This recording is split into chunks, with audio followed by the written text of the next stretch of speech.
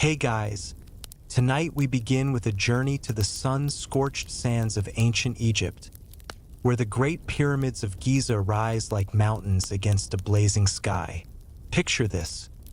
You're waking up in a cramped mud brick house, the air heavy with the smell of dust and last night's stew.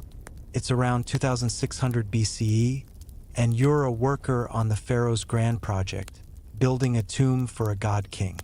Your muscles ache from yesterday's labor, and the thought of hauling stone all day makes you groan. Spoiler alert, you're not exactly living the royal life, and lunch is probably your only highlight. I'm so glad you've chosen to join me tonight. If you don't mind, I'd love to know where in the world you're tuning in from and what time of day it is for you right now. Feel free to leave a comment, and let me know. It's always such a delight to see the diverse community of history enthusiasts gathered here. If you enjoy this style of calm, immersive tales from the past, go ahead and click that subscribe button so you don't miss the next installment. Now, dim the lights, maybe turn on a fan for that soft background hum, and let's ease into tonight's journey together. You open your eyes, blinking against the faint dawn light seeping through a narrow window. The room is small, its walls made of sun-baked mud bricks, rough and cool to the touch. You're lying on a reed mat, a thin linen blanket tangled around your legs, and the air feels heavy, already warm despite the early hour. Outside, you hear the village stirring low voices, the bleat of a goat, the creak of a wooden door. Your home is in the workers' village, a bustling settlement just a stone's throw from the Giza pyramids. You're not a slave, thank the gods, but a skilled worker, maybe a stonecutter or a ramp hauler, part of the team building Khufu's eternal resting place. You sit up, rubbing your sore shoulders, and mutter, "If this is the afterlife, I want a refund." The room is sparse but lived in. A clay jar of water sits in the corner, next to a basket of flatbreads left from yesterday your breakfast, if you can call it that. A small wooden stool holds a copper knife and a linen kilt, your work clothes. You splash water on your face from the jar, the coolness a brief relief, and pull on the kilt, its fabric scratchy but light. You're used to modern comforts, so this feels like wearing a tablecloth, but it's practical for the desert heat. You grab a flatbread, tearing off a piece. It's dense, made of emmer wheat, and gritty enough to make your teeth ache.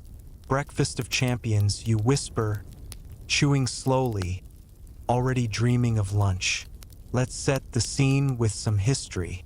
The workers' village at Giza, uncovered by archaeologists, was a well-organized settlement housing thousands of laborers who built the pyramids.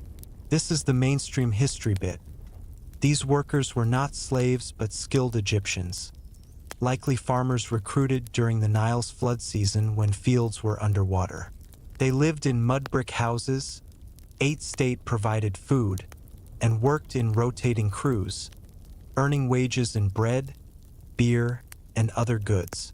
The village had bakeries, breweries, and even a hospital, showing the pharaoh's investment in their well-being. You're part of this system now, waking up to a day of labor under the shadow of a monument that'll outlast you by millennia. You step outside, the sun just cresting the horizon, casting long shadows from the pyramids looming nearby. The village is alive. Men and women move through narrow streets, carrying baskets or tools, while children chase a stray dog, their laughter sharp in the morning air. The houses are tightly packed, their flat roofs cluttered with drying herbs or laundry. You pass a bakery, its clay ovens already smoking, the smell of baking bread making your stomach growl. A brewer next door stirs a vat of beer, the yeasty tang mixing with dust and sweat.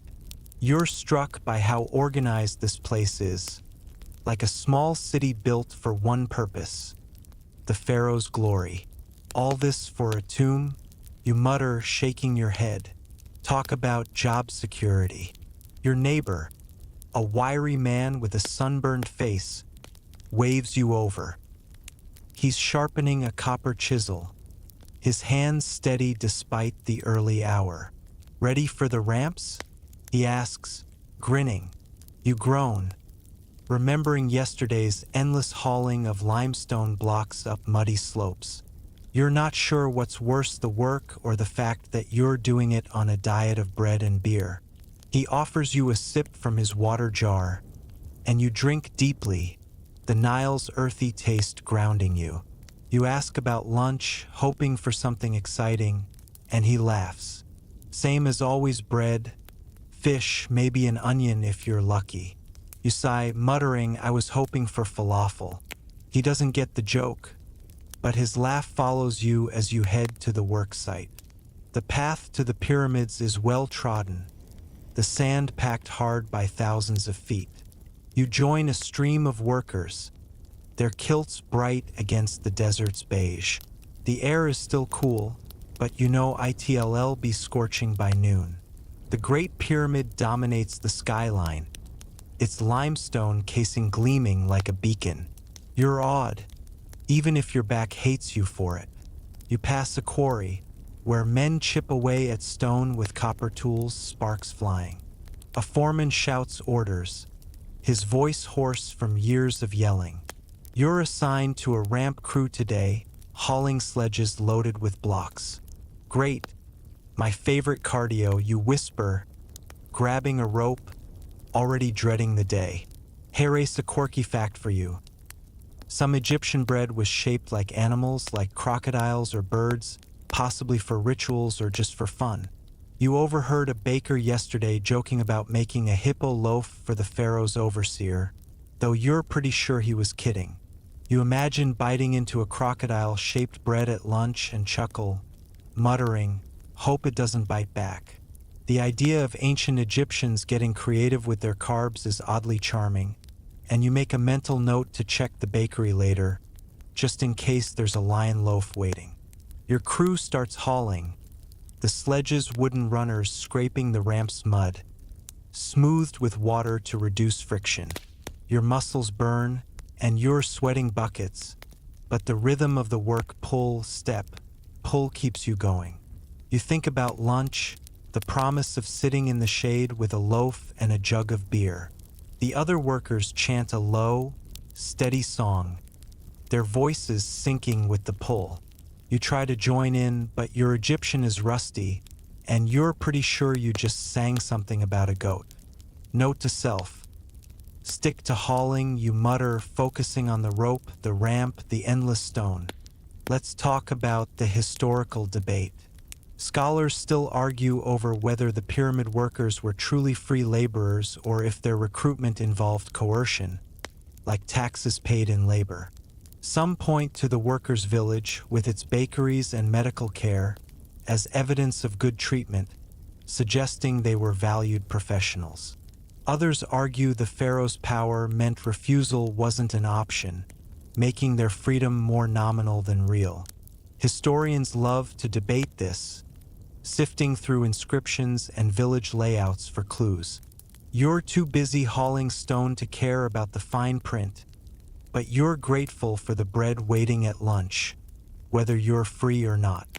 The morning drags, the sun climbing higher, turning the ramp into an oven.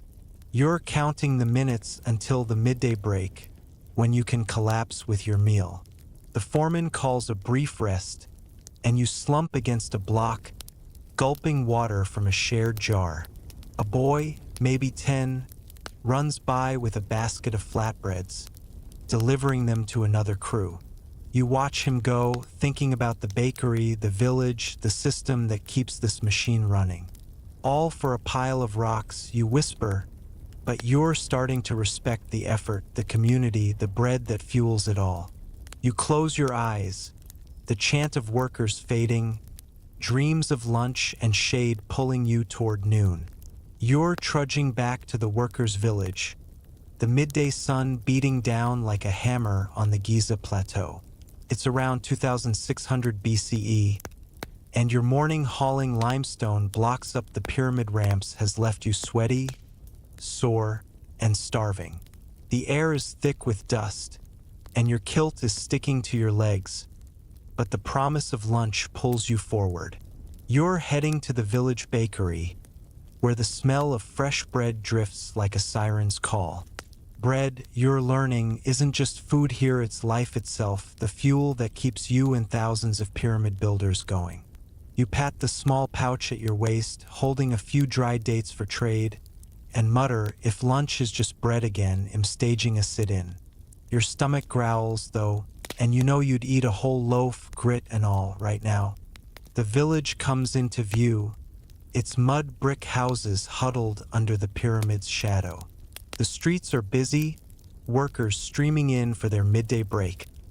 Their voices a low hum over the bleat of goats and the splash of water from jars.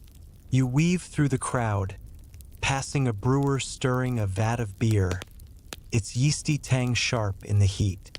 The bakery is just ahead, a low building with clay ovens belching smoke, its open doorway crowded with workers grabbing their rations. You squeeze in, the air inside warm and heavy with the scent of baking dough. A baker, his arms dusted with flour, hands you a round, flat loaf, still warm from the oven. It's emmer wheat, dense and golden, and you clutch it like treasure. This better be worth the blisters, you whisper, stepping back into the sunlight. Let's set the scene with some history. Bread was the cornerstone of ancient Egyptian diets, especially for workers like you building the pyramids. This is the mainstream history bit. Archaeological digs at Giza's workers' village reveal large-scale bakeries producing thousands of loaves daily, made from emmer wheat or barley. These flatbreads, called ta in Egyptian, were a primary source of calories, providing energy for grueling labor. Workers received bread as part of their wages, alongside beer and vegetables, with state-run bakeries ensuring a steady supply. Bread wasn't just sustenance, it was a symbol of the pharaoh's care, a daily reminder of the system that fed and worked you. You're holding that system in your hands now, and it's heavier than it looks. You find a shady spot under a palm canopy, where other workers are sprawled, eating and chatting. You sit cross-legged, tearing off a piece of bread. It's chewy with a nutty flavor, but gritty from stone ground flour that's probably wearing down your teeth. You wince, muttering, dentists must have been busy here. The bread's filling, though, and you're grateful for its weight in your stomach. You watch the bakery, curious about how they churn out so many loaves. A woman kneads dough on a stone slab, her hands quick and strong, while another shapes rounds with practiced flicks. A man feeds wood into an oven, its dome glowing red. It's a well-oiled machine, and you're starting to respect the effort behind every bite. You wander closer, peering into the bakery. The kneader notices and waves you in, her smile missing a tooth but warm. She's mixing emmer flour with water and a pinch of salt, the dough sticky and thick. You ask how they make so much, and she points to a row of clay molds lined up like soldiers. We shape, bake, repeat, she says, her voice rough from shouting over the ovens. You're impressed by the scale dozens of loaves bake at once, enough to feed a small army of workers. You try kneading a bit of dough she hands you, but it's like wrestling mud, and you're pretty sure you've made a lump instead of a loaf. I'd starve as a baker, you mutter, and she laughs, patting your shoulder with a floury hand. Hey, race, a quirky fact for you. Some Egyptian breads were baked in conical molds buried in hot ash, giving them a crusty, almost charred flavor. You spot a few of these cones in the bakery, their tips blackened from use. The baker explains they're for special loaves, maybe for overseers or festivals. You imagine biting into a cone-baked loaf, its smoky crunch a step up from your gritty flatbread, and mutter, Why don't I get the fancy stuff? The idea of ancient Egyptians using ash like a proto-oven is oddly cool, and you make a mental note to sneak a cone loaf if you ever get the chance. The bakery hums with activity, workers coming and going with their rations. You notice the bread varies. Some loaves are flat and wide, others thicker, almost like pita. The kneader says it depends on the flour and the day's needs. Emmer's the mainstay, but barley's used when supplies run low. You're fascinated by the logistics. Grain comes from Nile farms, stored in state granaries, then ground and baked here. It's a supply chain that make modern warehouses jealous, all for a pharaoh's tomb. You think about your morning on the ramps, hauling stone for a god king, and the bread in your hand feels like a small reward. At least I'm not starving, you whisper, tearing off another piece. You sit back under the canopy watching your fellow workers. Some dip their bread in bowls of garlic paste. Others crumble it into beer jugs, softening it into a mushy stew. You try the beer trick, pouring a bit from a clay jug you traded a date for. The beer's sour, almost fizzy, but it makes the bread easier to swallow, the grit less noticeable. Egyptian comfort food, you mutter, sipping the mix. The workers around you are relaxed, their laughter cutting through the desert's hum. You're starting to see bread as more than food. It's a ritual, a shared moment that makes the grind bearable. Let's talk about the historical debate. Scholars still argue over how much bread dominated the workers' diet and whether it was supplemented regularly with other foods. Some point to bakery remains and grain stores at Giza to argue bread was the primary calorie source, with workers consuming dozens of loaves weekly. Others cite fish bones and vegetable traces in village dumps, suggesting a more varied diet, with bread as a base but not the whole story. Historians love to debate this, analyzing oven sizes and food scraps for clues. You're too busy chewing to care about the ratios, but you're hoping lunch includes more than just this loaf, maybe a fish or an onion to spice things up. The break is ending, and the foreman's voice rings out, calling you back to the ramps. You stuff the last of your bread into your mouth, brushing crumbs from your kilt. The bakery's still churning, smoke rising like a signal to the gods. You think about the hands that made this loaf, the fields that grew it, the Nile that fed it all. Bread, you're learning, is the pulse of this place, keeping you and the pyramids standing. You grab your rope, the sun's heat already creeping back, and mutter, "Let's build a tomb on a full stomach." The ramps wait, but so does lunch, and you're ready for both, dreams of more bread dancing in your head. You're sprawled under a palm canopy in the workers' village at Giza, the midday heat pressing down like a heavy blanket. It's around 2600 BCE, and your morning hauling limestone blocks for the Great Pyramid has left you parched, your throat as dry as the desert sand. The flatbread you ate from the bakery is sitting heavy in your stomach, but it's not enough to quench the thirst clawing at you.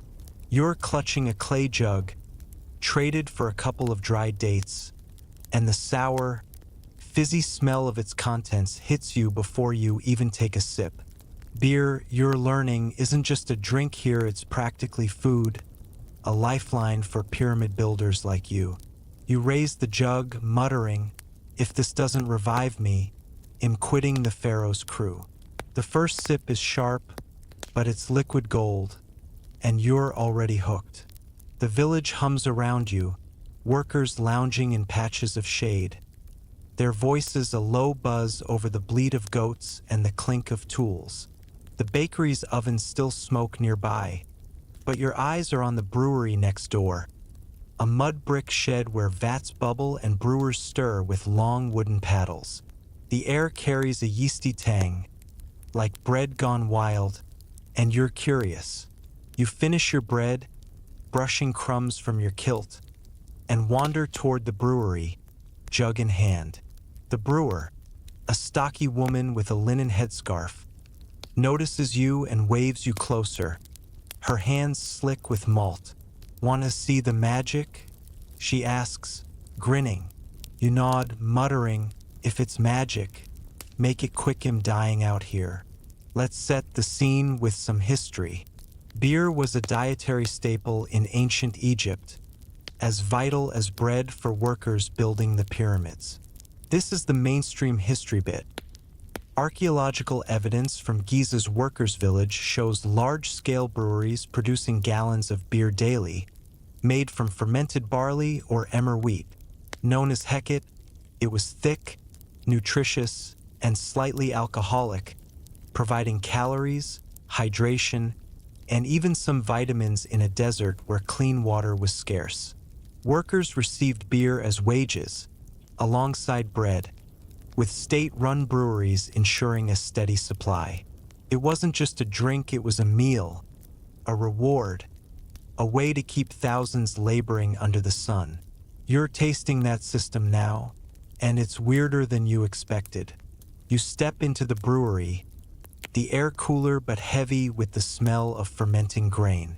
Vats line the walls, their clay surfaces stained dark, bubbling like some ancient potion. The brewer, whose name you catch as Neith, shows you a vat of mashed barley, mixed with water and left to sprout. "Malt," she says, scooping a handful, its earthy scent hitting you like damp soil. You're fascinated, but also a bit grossed out. It looks like porridge gone wrong. She explains the process. Sprout the grain, dry it, grind it, mix it with water and old beer to kickstart fermentation. You're lost by the third step, muttering, "This is chemistry, not cooking." Neith laughs, stirring the vat with a paddle, her arms strong from years of this work. You try stirring, gripping the paddle with both hands, but the mixture is thick, like sludge, and you're sweating within seconds. "How do you do this all day?" you ask, panting. Neith shrugs, saying it's easier than hauling stone. You're not convinced, but you're impressed by the scale. Dozens of vats, each brewing enough for hundreds of workers. The brewery's a hive, with other workers straining the beer through linen cloths or pouring it into jugs. You notice the finished beer is cloudy, full of grain bits, more like a smoothie than a pint. You take another sip from your jug, its sourness growing on you, and mutter, "I guess I'm a beer soup fan now." Hey Race, a quirky fact for you. Some Egyptian beer was made by crumbling baked bread into water and letting it ferment, a shortcut that gave it a bready flavor. Neith points to a pile of broken loaves, leftovers from the bakery, ready to be turned into beer. Your mind blown, imagining a brewer dunking bread like it's a giant tea bag. So, bread becomes beer and beer's basically bread? You whisper, shaking your head. The idea of ancient Egyptians recycling their carbs is oddly brilliant, and you make a mental note to toast the baker next time you grab a loaf. You're starting to see why beer and bread are twins here, two sides of the same grainy coin. The brewery's output is staggering. Jugs line the walls, ready for distribution. Neith says workers get several pints a day, more if the work's brutal. You're no lightweight, but the thought of chugging this thick, sour stuff all day makes you wince. "No wonder everyone's so cheerful," you mutter, eyeing a group of workers laughing nearby, their jugs half empty. You ask Neith if the beer's strong, and she smirks, saying it's mild, enough to loosen tongues but not enough to knock you out. You're relieved you've got ramps to haul this afternoon, and you don't need a hangover on top of blisters. You sip again, the grainy texture filling, almost like a meal. "Liquid lunch, Egyptian style," you whisper, impressed. You sit back under the canopy, jug in hand, watching the village. Workers crumble bread into their beer, turning it into a mushy stew, while others sip straight from jugs, their faces relaxed despite the morning's grind. You try the bread-beer combo, dipping a crust into your jug. Soggy, sour, and weirdly satisfying, like porridge with a kick. You're starting to get why beer's a staple. It's cheap, it's filling, and it's safer than Nile water, which could hide who knows what. You think about your modern fridge, maybe stocked with soda or juice, and mutter, I'd trade it all for this jug right now. The desert's teaching you to appreciate the basics. Let's talk about the historical debate. Scholars still argue over how central beer was to the workers' diet and whether it was more about nutrition or morale.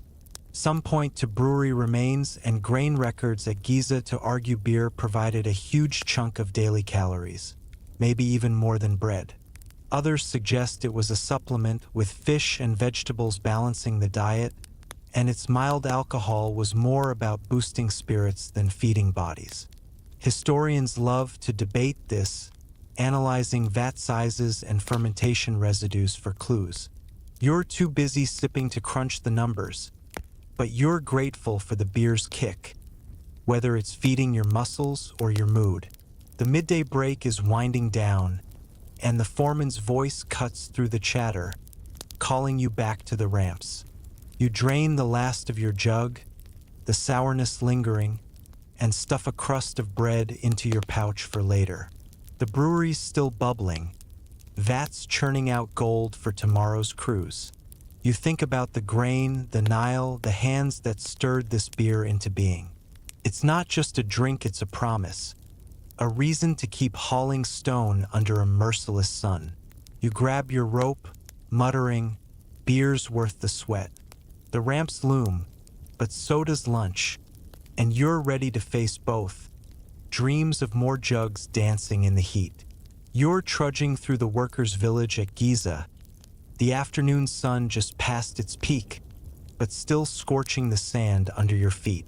It's around 2600 BCE, and your morning hauling limestone up the pyramid ramps has left you drained, your muscles screaming for a break.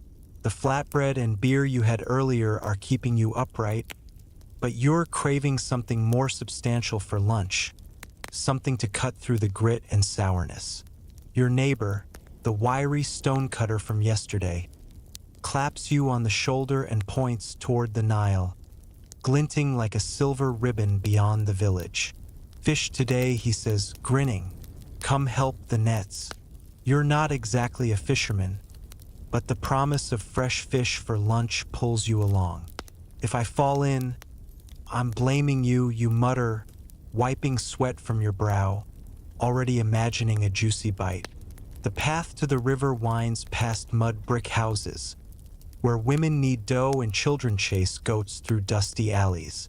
The village hums with life, but your eyes are on the Nile, its banks lined with reeds and dotted with small boats. The air shifts as you approach, cooler and wet with the river's breath, carrying a faint, muddy scent. A group of fishermen is gathered by the shore, their kilts tucked up, hauling nets shimmering with scales. You join them, your sandals sinking into the soft bank, and a burly man with a net over his shoulder hands you a rope. Pull when I say, he grunts, and you nod, muttering, great, more hauling. My arms love this. The river's current tugs at the net, and you're already regretting your life choices. Let's set the scene with some history. Fish was a key part of the diet for ancient Egyptian workers, especially those building the pyramids at Giza. This is the mainstream history bit. Archaeological digs in the workers' village reveal piles of fish bones, mostly Nile perch and catfish, showing that fish was a regular protein source. The Nile was a lifeline, its waters teeming with life that supplemented bread and beer, providing essential nutrients for laborers. Workers likely received fish as part of their rations, caught by dedicated crews and distributed through the same state system that supplied grain. You're part of that system now, tugging a net that could mean lunch for dozens, and it's messier than you expected. You pull the rope, your hands slippery with river water, as the fishermen shout to each other. their voices sharp over the Nile's murmur. The net tightens, heavy with wriggling fish, and you stumble, nearly landing in the mud. Steady, the burly man barks, and you grit your teeth, hauling with all you've got.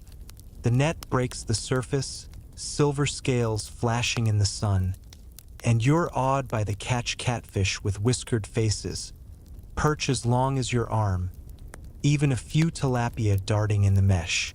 You're panting, your arms burning, but the sight of all that fish makes your mouth water. This better taste as good as it looks, you whisper, helping drag the net ashore, where baskets wait to carry the haul. The fishermen sort the catch, tossing fish into baskets with practiced flicks. You try to help, grabbing a catfish that's still flapping, and it nearly slips from your hands. "Why are you so slimy?" you mutter, earning a laugh from a young fisherman nearby. He shows you how to hold it, his fingers firm but gentle, and you manage to drop it into a basket without looking too foolish. He tells you the Nile gives them fish year-round, but the best hauls come during the flood season, when the river swells and fish swarm. You're impressed, thinking of your modern grocery stores, and mutter, "You guys make fishing look like an art." The fisherman grins, not understanding, but he offers you a small tilapia as a thank you, its scales glinting like coins. Here's a quirky fact for you. Ancient Egyptians sometimes dried fish in the sun, stringing them on reeds to preserve them for weeks, like fishy jerky. You spot a row of these near the shore, catfish and perch hanging like laundry, their eyes glassy in the heat. The young fisherman says they're for lean days or trade with inland villages. You're intrigued but a little grossed out, imagining the smell after a week in the sun. "Fish jerky? It'll stick with fresh," you whisper, clutching your tilapia. The idea of Egyptians turning the Nile's bounty into portable snacks is clever, and you make a mental note to try some if you can get past the vibe. You carry your fish back to the village, the basket heavy on your shoulder. The lunch break is starting, and workers are gathering under canopies, their rations spread on reed mats. You hand your tilapia to a cook, a wiry woman with a copper knife, who's gutting fish by a fire. She slices yours open, tossing the innards to a stray cat, and grills it over the flames, the skin crackling. She hands it back, wrapped in a flatbread with a sprinkle of chopped onion, and you settle under a canopy, the smell making your stomach roar. You take a bite, the fish flaky and smoky, the bread soaking up its juices. "This is why I hauled that net," you mutter, savoring the mix of flavors, the onion's bite cutting through the richness. The workers around you are eating similar meals, some with grilled perch, others with dried fish crumbled into beer. You notice the fish varies: catfish for most, perch for overseers, maybe tilapia for variety. The cook says the Nile's fish are a gift from Happy, the river god, and you nod, not sure about gods but grateful for the meal. You think about the brewery, the bakery, now the river, all part of a machine that feeds this village, this pyramid. Fish, you're learning, is the protein that makes the bread and beer bearable, the Nile's bounty keeping you strong for the ramps. "Happy's my new best friend," you whisper, licking fish grease from your fingers. Let's talk about the historical debate. Scholars still argue over how often fish appeared in the workers' diet and whether it was a daily staple or a supplement. Some point to the abundance of fish bones in Giza's village dumps to argue it was a regular ration, perhaps eaten several times a week. Others suggest fish was seasonal, tied to Nile floods, with dried or salted versions filling gaps. Historians love to debate this, analyzing bone types and fishing tools for clues. You're too busy chewing to care about the schedule, but you're hoping fish is on tomorrow's menu, because it's saving your lunch from being just another loaf. The break is ending, the foreman's voice calling you back to the ramps. You finish your fish, wrapping the leftover bread in your pouch, the onion's tang lingering. The river glints behind you, its fishermen already casting nets for the next haul. You think about the Nile, the nets, the hands that grilled your lunch. Fish, like bread and beer, is a thread in this village's tapestry, keeping you fed, keeping the pyramids rising. You grab your rope, muttering, "Fish makes the desert worth it." The ramps wait, but so does tomorrow's lunch, and you're ready for both, dreams of scales and flames flickering in the heat. You're weaving through the narrow streets of the workers' village at Giza, the late afternoon sun casting long shadows across the mud brick houses. It's around 2600 BCE, and your morning on the pyramid ramps, hauling limestone sledges, has left you aching and dusty. The fish and flatbread you ate at lunch are still a warm memory, but the foreman's given you a lighter task for the rest of the day, helping in the village's vegetable gardens. You're not exactly a green thumb. Your modern self might have killed a cactus once, but the idea of fresh onions or garlic to spice up your next meal sounds like a win. You're heading toward the gardens, a copper knife tucked into your kilt, muttering, "If I pull weeds instead of onions, I'm out." The Nile's breeze carries a hint of green, and you're ready to dig in. The village is quieter now, most workers still at the ramps or resting in the shade. You pass the bakery, its ovens cooling, and the brewery, where vats bubble softly. The gardens are just beyond the village, a patchwork of small plots along the Nile's floodplains, their soil dark and rich from the river's yearly gift. Reeds sway at the edges, and the air feels cooler, damp with the promise of growth. A group of gardeners is already at work, their kilts hitched up as they bend over rows of green shoots. An older woman, her hands stained with earth, waves you over. "You're late," she says, but her smile softens the scolding. She hands you a wooden hoe, its handle worn smooth, and points to a row of onions. "Start there." You nod, muttering, "Hope I don't harvest a rock by mistake." Let's set the scene with some history.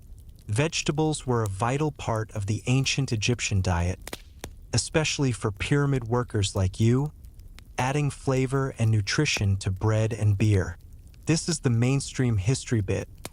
Archaeological evidence from Giza's workers' village shows traces of onions, garlic, leeks, and lentils in food scraps, suggesting these were regular additions to meals. Grown in small gardens or larger Nile-side fields, vegetables were irrigated by the river's floods and tended by workers or their families. Onions and garlic were prized not just for taste but for their supposed health benefits, believed to boost strength and ward off illness. You're about to get your hands dirty in one of these gardens, and it's a lot more work than grabbing a salad from a fridge.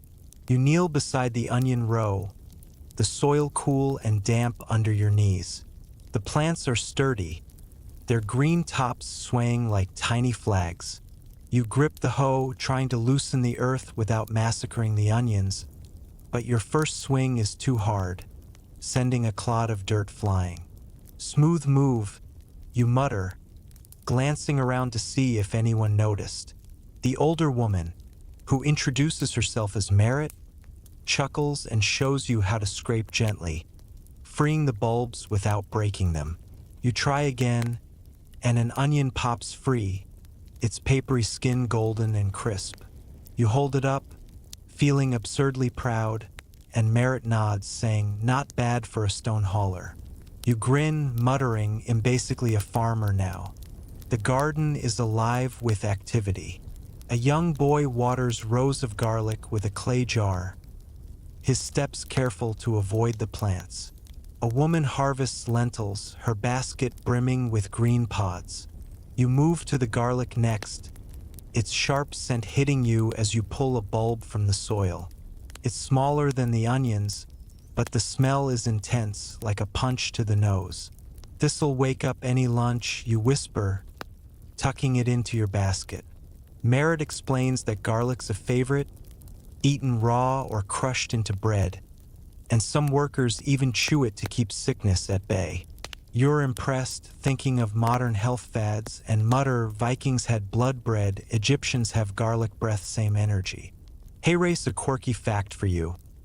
Ancient Egyptians sometimes used onions as a kind of magical charm, placing them in burials to protect the dead or even tucking them under armpits to ward off evil spirits. Merritt mentions this as you harvest, saying some workers carry an onion in their pouch for luck on the ramps. You're half tempted to try it, but the thought of onion-scented pits makes you wince. You'll stick to eating them, you mutter, tossing another bulb into your basket. The idea of Egyptians using veggies as talismans is wild, and you make a mental note to ask about garlic charms next, just in case you need backup against bad luck. Your basket fills slowly, onions and garlic piling up, their skins rustling like paper. The work is repetitive: dig, pull, shake off dirt, but there's a rhythm to it, almost soothing. You chat with Merritt, who tells you the gardens are tended year-round, thanks to the Nile's floods. Without them, she says, the village would starve. You think about the fish from yesterday, the bread, the beer, all tied to this river, this soil. The garden feels like a miracle, a patch of green in a desert that's trying to bake you alive. No Nile, no lunch, you whisper, wiping sweat from your brow. Merritt nods, her hands never stopping, and you're starting to respect the quiet strength of these gardeners.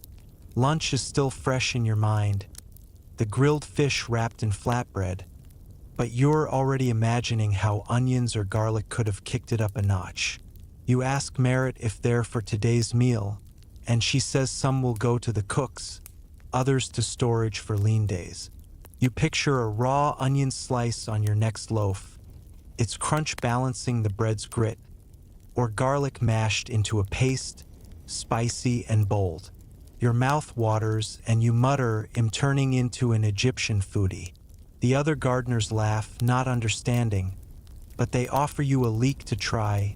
It's mild, grassy taste, a surprise. You chew it, feeling like you're tasting the Nile itself.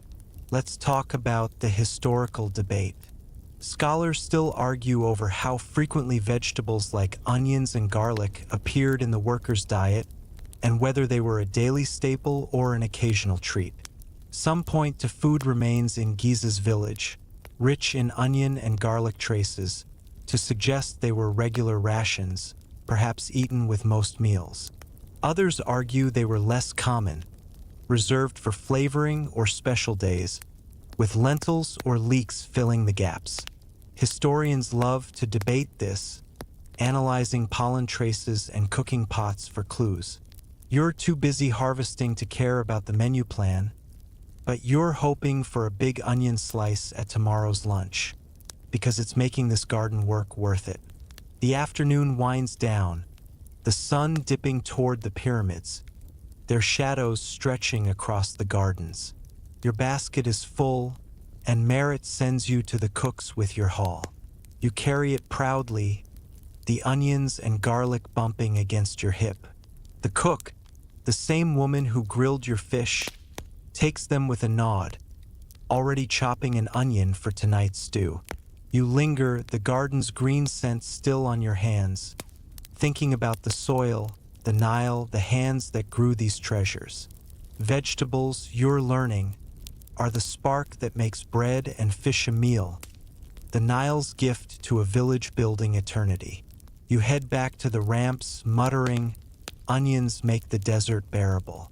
The work waits, but so does dinner, and you're ready for both, dreams of garlic and green drifting in the heat.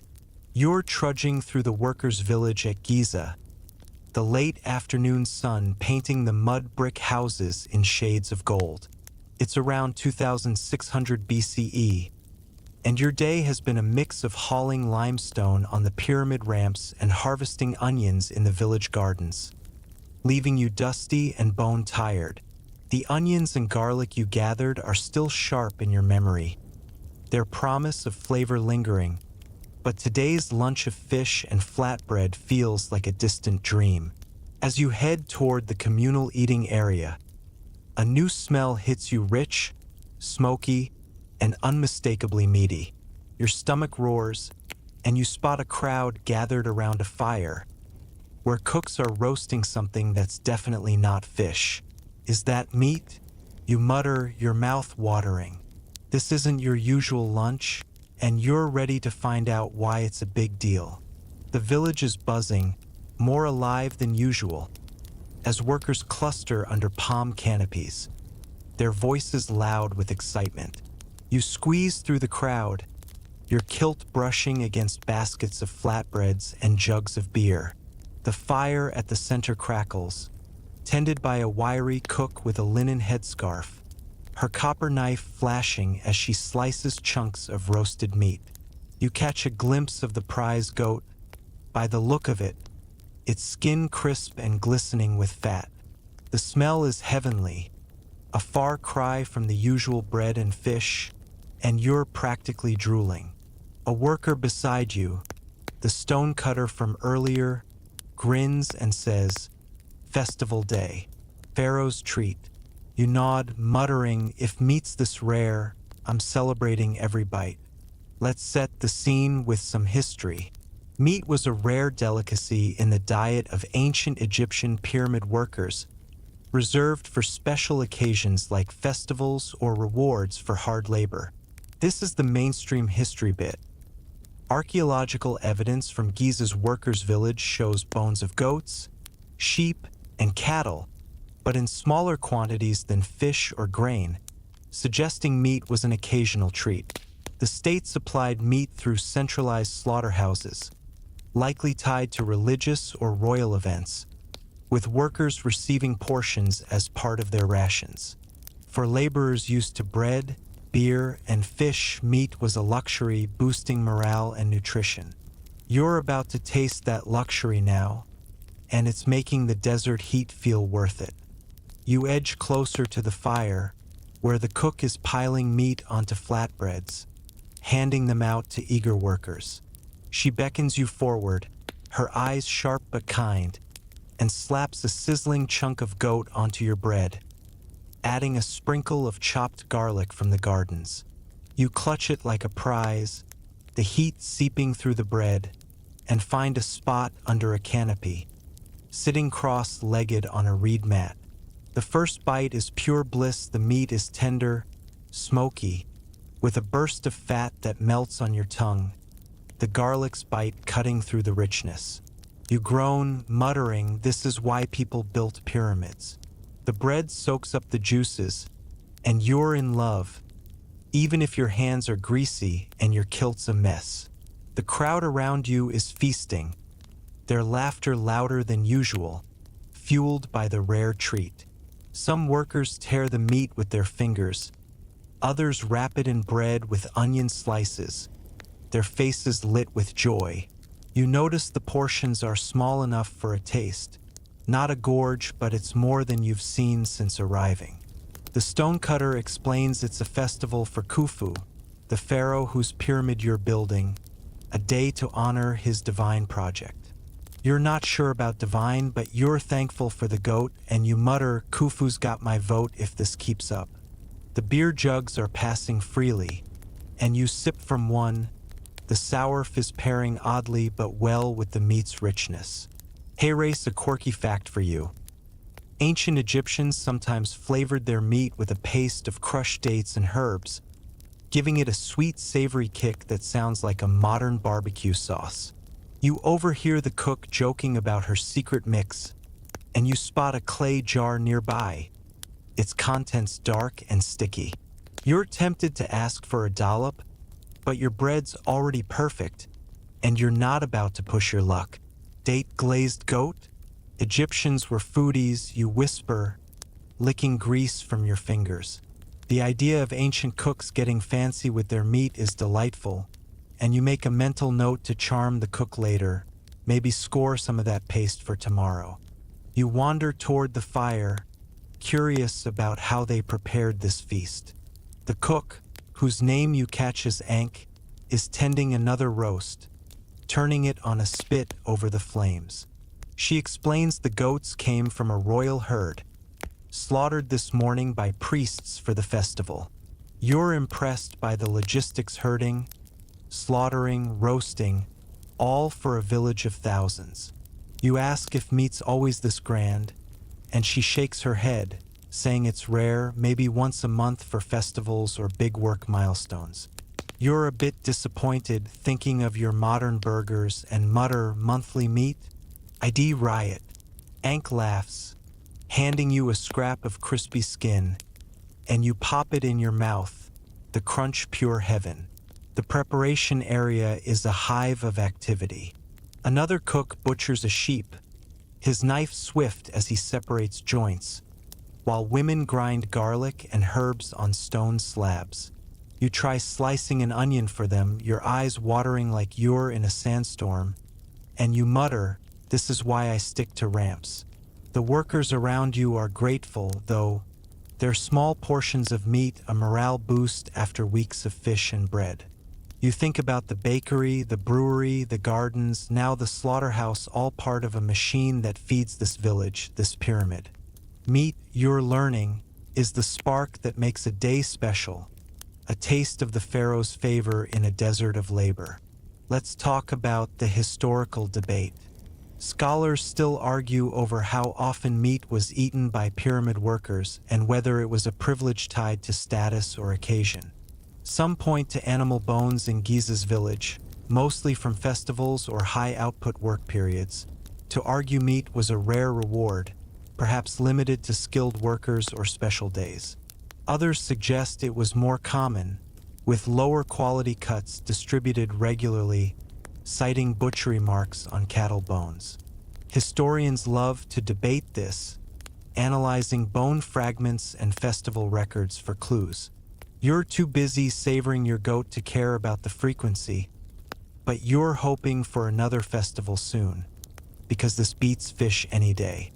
The feast winds down, the fire burning low as workers drift back to the ramps or their homes. You finish your meat, wrapping the leftover bread in your pouch, the garlic's tang lingering. The cook tosses the last scraps to a pack of village dogs, their tails wagging furiously. You think about the herd, the priests, the hands that roasted this meal. Meat, like bread, beer, and fish, is a thread in this village's tapestry, a rare gift that makes the grind bearable. You grab your rope, muttering, "Goat's worth the sweat." The ramps wait, but so does tomorrow's lunch, and you're ready for both, dreams of smoky flavors flickering in the fading light. You're slumped under a palm canopy in the workers' village at Giza, the midday sun blazing overhead like a furnace turned to max. It's around 2600 BCE, and your morning hauling limestone blocks up the pyramid ramps has left you sweaty, dusty, and ready to collapse.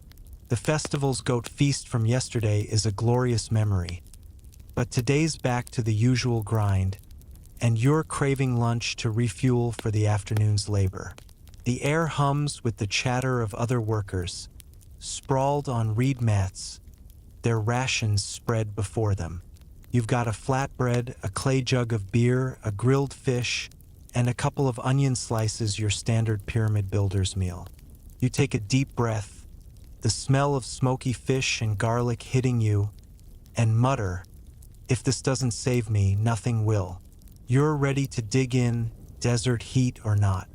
The village is alive around you, workers trading bites or bartering for extra garlic, their voices blending with the bleat of goats and the splash of water jars. The bakery's ovens smoke in the distance, and the Nile's breeze carries a faint, muddy coolness, a small mercy in this oven of a day. You settle cross-legged, your kilt gritty with sand, and arrange your lunch on the mat. The flatbread, emmer wheat baked this morning, is dense and golden, its crust cracked just right. The fish, a Nile perch grilled crisp, glistens with char marks.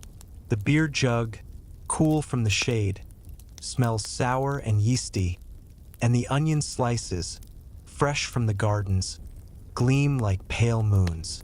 Not a bad spread, you whisper, feeling like a king, even if your throne's a dusty mat. Let's set the scene with some history. Lunch was a critical moment for ancient Egyptian pyramid workers, providing the energy needed for their grueling labor. This is the mainstream history bit. Archaeological evidence from Giza's workers' village shows that a typical meal included bread, beer, fish, and vegetables like onions or garlic, with occasional meat for festivals. These foods, supplied by the state, were rich in calories and nutrients, designed to keep thousands of workers strong. Bread and beer were the backbone, fish added protein, and vegetables brought flavor and vitamins. Lunch wasn't just fuel, it was a break, a chance to recharge and connect in a community bound by the Pharaoh's project. You're living that now, and it's making the ramps feel survivable. You start with the bread, tearing off a piece with your fingers. It's chewy with a nutty flavor, but gritty from stone ground flour that's probably sanding your teeth. You wince, muttering, "My dentist would cry." You dip it into the beer, softening the grit, and the sour fizz adds a tangy kick, like a rustic soup. Next, you tackle the fish, flaking it apart with your fingers. The skin's crisp, the flesh tender, with a smoky taste that pairs perfectly with the bread. You add an onion slice, its sharp crunch cutting through the richness, and groan in delight. "This is why I didn't quit," you whisper, savoring the mix, your hands greasy but your heart full. The workers around you are eating similar meals, some crumbling fish into their beer for a mushy stew, others wrapping onions in bread like a proto-sandwich. You try the sandwich trick, folding your flatbread around fish and garlic, and it's a game-changer: crisp, smoky, spicy, all in one bite. You're impressed, thinking of modern wraps, and mutter, "Egyptians invented fast food." A young worker nearby, his kilt smeared with mud, offers you a sliver of leek from his ration, and you trade a bit of your onion. The leek's mild, grassy taste is a nice change, and you're starting to see lunch as a communal act, a moment where everyone shares the Nile's gifts. Here's a quirky fact for you. Ancient Egyptian workers sometimes ate their fish raw, sliced thin and seasoned with garlic or herbs, like an early version of sashimi. You overhear a cook joking about Nile slices for quick meals when the grills are full. You're intrigued but not brave enough to try it, especially after yesterday's perfectly roasted goat. "It'll stick with cooked, thanks," you mutter, picking at your perch. The idea of Egyptians enjoying raw fish is wild, and you make a mental note to ask the cook about it later, maybe when you're feeling adventurous or desperate. You sip your beer, the jug cool against your lips, its sourness refreshing despite the grainy bits floating in it. You think about the brewery, the bakery, the fishermen, the gardeners, all the hands that made this lunch possible. The breads from emmer wheat grown on Nile farms, the fish from the river's depths, the onions from the village plots. It's a supply chain that make modern logistics blush, all for a pharaoh's tomb. You're struck by the effort, the care, the system that feeds you so you can build eternity.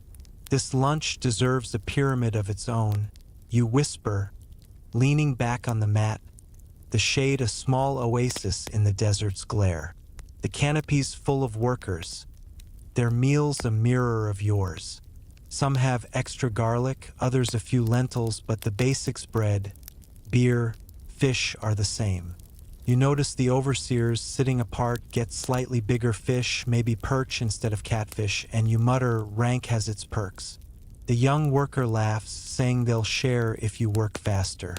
You roll your eyes, but the camaraderie feels good, like you're part of something bigger than the ramps. Lunch, you're learning, isn't just about eating, it's about connection. a pause where the village breathes together before facing the stone again. Let's talk about the historical debate. Scholars still argue over how standardized the workers' lunch was and whether it varied by status or season. Some point to consistent finds of bread, fish, and onion traces in Giza's village to argue meals were uniform, designed for efficiency across thousands. Others suggest skilled workers or overseers got better portions, like larger fish or occasional meat, citing differences in food scraps near higher status houses. Historians love to debate this, analyzing cooking pots and bone piles for clues. You're too busy chewing to care about the hierarchy, but you're hoping for a bigger fish tomorrow just to feel fancy. The break is ending, the foreman's voice booming across the village, calling you back to the ramps. You finish your meal, stuffing a crust of bread into your pouch for later, the onion's bite lingering. The canopy empties, workers grabbing ropes and tools, their faces refreshed by the meal. You think about the Nile, the gardens, the fire that grilled your fish, all woven into this lunch. It's not just food, it's strength, a reason to keep pulling sledges under a merciless sun. You stand, muttering, lunch makes the pyramid possible. The ramps loom, but so does dinner, and you're ready for both. Dreams of bread and fish fading into the heat. You're staggering back to the workers' village at Giza, the late afternoon sun scorching the sand like a giant oven set to broil. It's around 2600 BCE, and your morning hauling limestone sledges up the pyramid ramps has left you drenched in sweat. Your throat so dry it feels like you've swallowed a handful of dust. The lunch of flatbread, grilled fish, and onions was a lifesaver. But now you're parched, your body screaming for something to wash away the desert's grip. You're heading toward a water station near the village, where clay jars glisten under a reed canopy, promising relief. Beer's great, but water's the real hero in this heat, and you're ready to worship it. If I don't get a drink soon, in moving to the Nile, you mutter, your kilt sticking to your legs as you shuffle forward. The village comes into view, its mud brick houses shimmering in the heat haze, the pyramids looming like silent giants in the distance. The streets are quieter now, most workers still at the ramps or napping in the shade. But you hear the soft splash of water and the low hum of voices ahead. The water station is a simple setup, a row of large clay jars under a canopy, tended by a young boy with a linen headband, his hands slick from filling jugs. You join a small line of workers, their faces flushed and dusty, clutching their own jugs or bowls. The boy hands you a clay cup, filled to the brim with Nile water, cool and earthy. You gulp it down, the relief hitting like a wave, and mutter, "This is better than beer." Well, almost. Let's set the scene with some history. Water was a critical resource for ancient Egyptian pyramid workers, especially in the brutal heat of Giza's desert. This is the mainstream history bit. Archaeological evidence from the workers' village shows a sophisticated water supply system, with canals and storage jars bringing Nile water to the settlement. Workers relied on water for drinking, cooking, and even smoothing ramp mud for sledges, with state-organized crews ensuring a steady supply. While beer was a dietary staple, providing calories and some hydration, plain water was essential for survival, especially during long, sweaty shifts. Other beverages, like diluted wine or herbal infusions, were rarer but existed. You're tasting that lifeline now, and it's making the desert bearable. You hold out your cup for a refill, savoring the water's faint, muddy taste, like the Nile itself is kissing your lips. The boy, whose name you catch as Hemi, tells you the water comes from a canal linked to the river, dug by workers like you during the flood season. You're impressed, picturing a network of channels snaking through the desert, all to keep you from keeling over. "No, Nile, know us," you whisper, wiping your mouth. Hemi nods, saying the water's checked daily to keep out bad spirits, though you're pretty sure he means silt or worse. You're grateful for the effort, thinking of modern bottled water, and mutter, "This beats chugging from a puddle." You linger by the station, watching workers fill jugs for their crews or splash water on their faces, their sighs of relief echoing your own.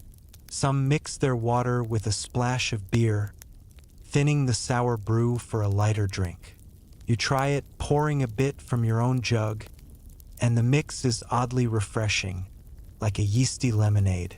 Egyptian sports drink, you mutter, sipping slowly. You notice a few workers with small clay pots, their contents darker than beer, and ask Hemi about them. He says it's sheda, a kind of diluted wine, sometimes given to overseers or for festival days. You're intrigued, but your worker status means you're sticking with water and beer. Figures, you whisper, the bosses get the good stuff. Here's a quirky fact for you. Ancient Egyptians sometimes flavored their water with lotus flowers or herbs like mint, believing it purified the drink or added health benefits. You spot a woman nearby sipping from a jar with a faint floral scent, and Hemi says it's lotus water, a treat for the sick or special days. You're tempted to beg for a sip, but the look on her face, pure bliss, makes you think twice. Flower water? Egyptians were extra, you mutter, chuckling. The idea of turning plain water into a spa-like drink is charming, and you make a mental note to hunt for some mint in the gardens, if you can avoid pulling weeds. You wander toward a nearby canal, where workers are filling larger jars for the ramps, their kilts soaked from splashing. The canal's narrow, its banks lined with reeds, and you're struck by its simplicity, a ditch that keeps a village alive. A man scoops water with a wooden bucket, pouring it into a jar balanced on his shoulder. You offer to help, grabbing a bucket, but your aim's off and half the water ends up on your sandals. "Smooth," you mutter as the man laughs, showing you how to tilt the bucket just right. You manage a decent pour, feeling like a pro, and he claps your back, saying, "Good for a stone hauler." You grin, muttering, "I'm basically a water boy now." The canal's water is the Nile's gift, and you think about the river's role in everything: fish, gardens, beer, now this. Without it, the pyramids would be a pipe dream, and you'd be a dehydrated husk. You think about lunch, the fish and onions, the bread dipped in beer, all tied to this water. It's not just a drink, it's the pulse of the village, the reason you can haul stone under a sun that feels like it's out to get you. Nile's the real MVP, you whisper, splashing water on your face, the coolness a small miracle. You're starting to see hydration as a sacred act, a daily ritual that keeps the pharaoh's dream alive. Let's talk about the historical debate. Scholars still argue over how much water workers consumed daily and whether it was always safe or supplemented with other drinks. Some point to canal systems and jar remains at Giza to argue water was abundant and carefully managed, likely drunk in large quantities to combat heat. Others suggest untreated Nile water could carry diseases, making beer or herbal infusions safer alternatives, though less hydrating. Historians love to debate this, analyzing water storage and health records for clues. You're too busy gulping to care about the microbes, but you're hoping the water stays spirit-free because you've got ramps to face. The afternoon shift looms, the foreman's voice echoing through the village, calling you back to work. You fill your jug at the station, thanking Hemi with a nod, and tuck it into your pouch, the clay cool against your hip. The canopy empties, workers grabbing tools and ropes, their faces refreshed by the water's touch. You think about the Nile, the canals, the hands that keep the jars full. Water, like bread, beer, and fish, is a thread in this village's tapestry, a quiet hero in a desert of stone. You grab your rope, muttering, "Water makes the heat worth it." The ramps wait, but so does dinner, and you're ready for both. Dreams of cool rivers rippling in the fading light. You're lounging under a reed canopy in the workers' village at Giza, the late afternoon sun dipping low, casting a warm glow over the mud brick houses. It's around 2600 BCE, and your day hauling limestone sledges up the pyramid ramps has left you exhausted, your muscles aching like they've been through a grinder. The lunch of flatbread, fish, and onions, washed down with water and beer, kept you going. But now you're craving something different, a touch of sweetness to lift your spirits. A young girl, her braids swinging, weaves through the crowd, carrying a basket of dates and figs, her voice calling out offers to trade. You fish a small onion from your pouch, hoping it's enough, and mutter, "If I don't get a date, I'm rioting." The promise of fruit and maybe a drizzle of honey is too good to pass up.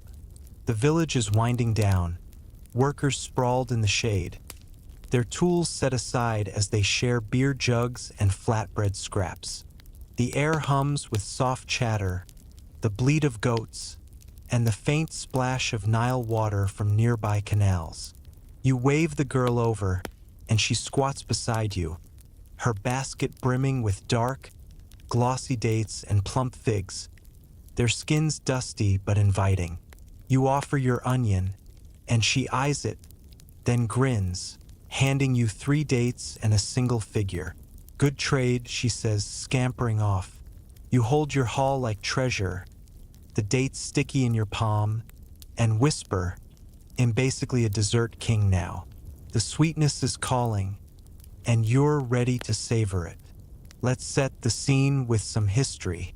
Fruits and honey were prized treats in ancient Egyptian diets, especially for pyramid workers like you, adding sweetness and nutrition to a menu heavy on bread and fish. This is the mainstream history bit. Archaeological finds at Giza's workers' village reveal traces of dates, figs, and honey in food scraps, suggesting these were occasional rewards, often tied to festivals, high-output workdays, or trade. Dates and figs, grown in Nile-side orchards, were packed with energy, while honey, harvested from wild or managed hives, was a rare luxury. These treats boosted morale and calories, a small joy in a life of labor. You're tasting that joy now, and it's making the desert feel a little kinder. You start with a date, its skin chewy and its flesh soft, bursting with caramel-like sweetness. The flavor hits like a hug, cutting through the lingering salt of your lunch's fish. You chew slowly, savoring every bit, and mutter, "This is why I didn't quit today." The fig is next, its purple skin splitting under your fingers to reveal a jammy, seed-studded center. It's milder, almost floral, and you're in love, even if the seeds crunch like tiny pebbles. You think about your modern snacks, candy bars, ice cream, and decide these fruits could hold their own. Egyptians had dessert nailed. You whisper, licking sticky juice from your thumb, your mood lifting with every bite. A worker nearby, the stonecutter from your ramp crew, notices your feast and offers a trade, a sip of his beer for a date. You hesitate, protective of your stash, but his grin wins you over. You toss him a date, and he hands you his jug, the beer sour but refreshing. He tells you the fruits come from orchards near the Nile, tended by villagers during the flood season.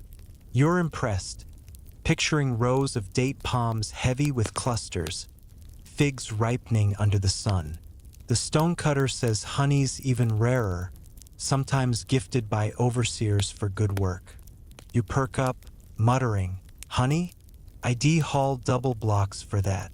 He laughs, promising to point you to the beekeeper's stall tomorrow, if you're lucky.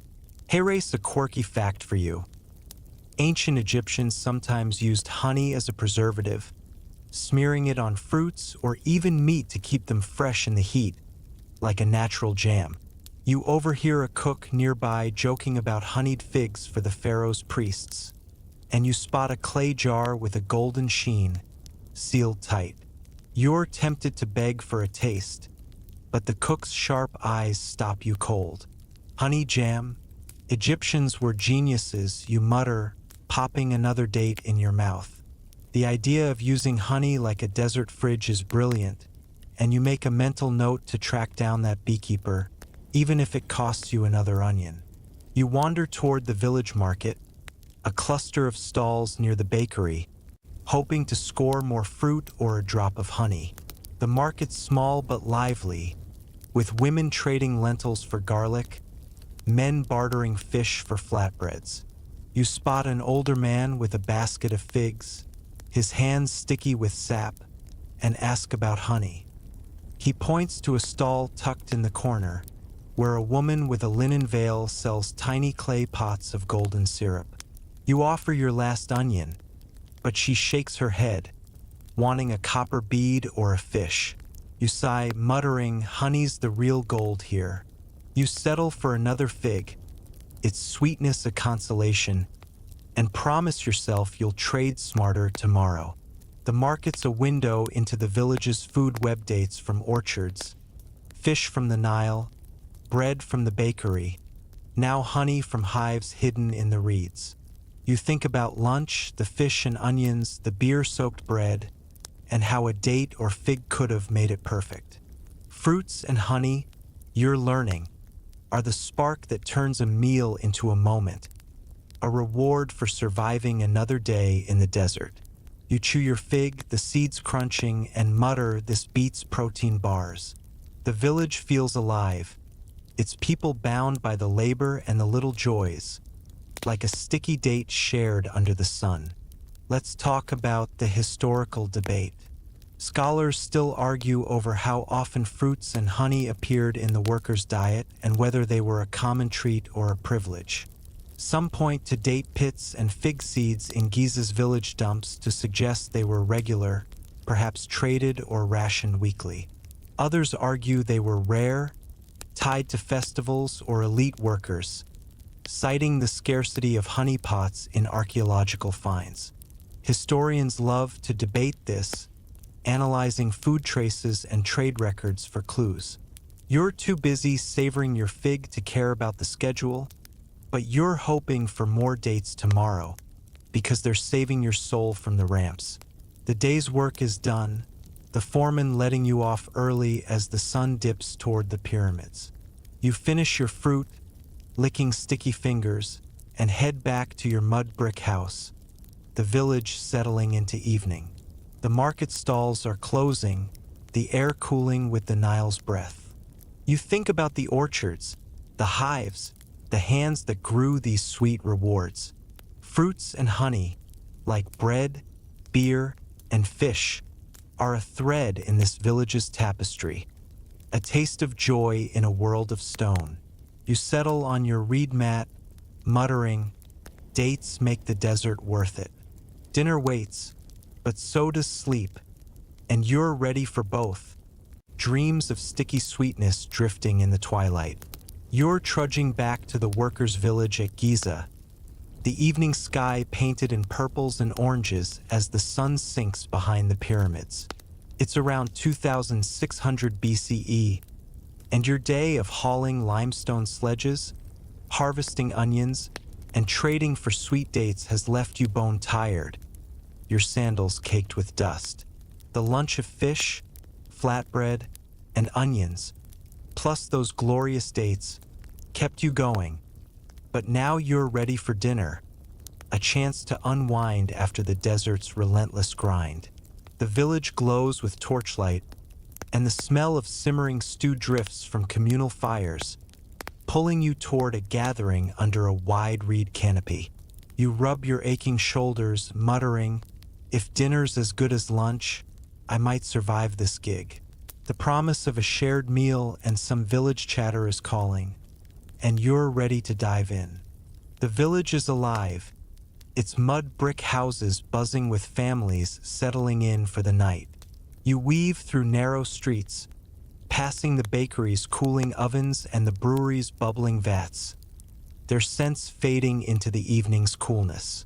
The communal eating area is packed, workers sprawled on reed mats, their voices a warm hum over the crackle of fires.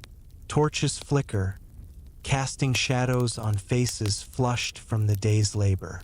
You spot your stonecutter friend from the ramps, waving you over to a mat where a group is sharing clay bowls and jugs. "Saved you a spot," he says, grinning. You flop down, muttering, "You're my hero if there's food left."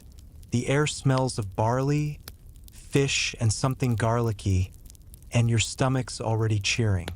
Let's set the scene with some history. Dinner was a vital ritual for ancient Egyptian pyramid workers, a time to refuel and connect after a day of grueling labor. This is the mainstream history bit.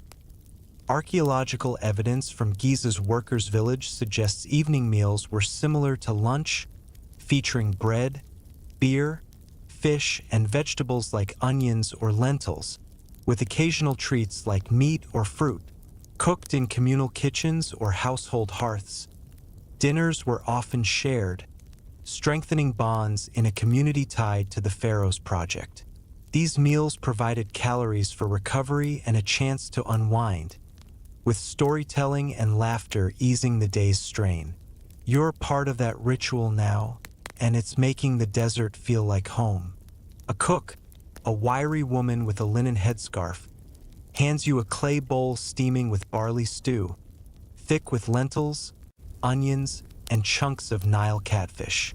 You clutch it, the warmth seeping into your hands, and tear off a piece of flatbread from a shared basket, its emmer wheat crust still warm. You dip the bread into the stew, scooping up a hearty bite, and groan as the flavors hit earthy barley, sharp onion, tender fish, with a hint of garlic that sings. "This is why I keep showing up," you mutter, savoring the mix, the bread soaking up the broth like a sponge. You wash it down with a sip of beer from a jug passed around, its sour fizz cutting through the stew's richness. The group around you is digging in, their bowls brimming with stew, some adding extra garlic or crumbling dried fish for flavor.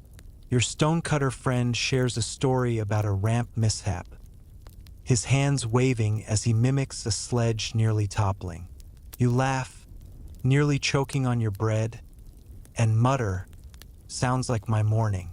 The others chime in, trading tales of close calls or clever fixes, their voices warm with camaraderie. You try a trick you saw at lunch, wrapping a bit of stew-soaked bread with a lentil pod from the bowl, and it's a mini burrito, chewy and savory. Egyptians invented comfort food, you whisper, impressed, feeling the day's tension melt with every bite. Here's a quirky fact for you. Ancient Egyptians sometimes ate their dinner with wooden or bone spoons, especially for stews, though fingers and bread were the main tools. You notice a young worker using a carved bone spoon, scooping stew with a finesse you envy. You try your fingers, but they're clumsy, and you end up with broth on your kilt. "Spoons are underrated," you mutter, eyeing his tool. The cook overhears and tosses you a spare wooden spoon, its handle worn smooth. You give it a try, and it's a game changer, letting you savor the stew without looking like a toddler. The idea of Egyptians rocking spoons feels oddly modern, and you make a mental note to keep this one, if you can avoid losing it.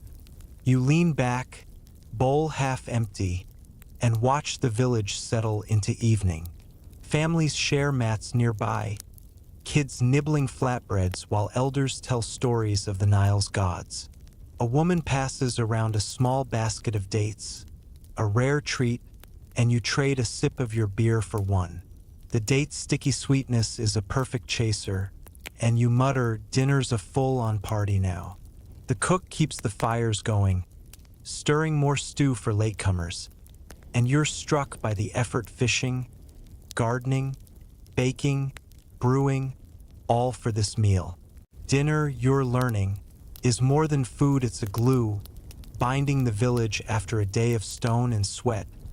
A moment where you're not just a worker but a neighbor.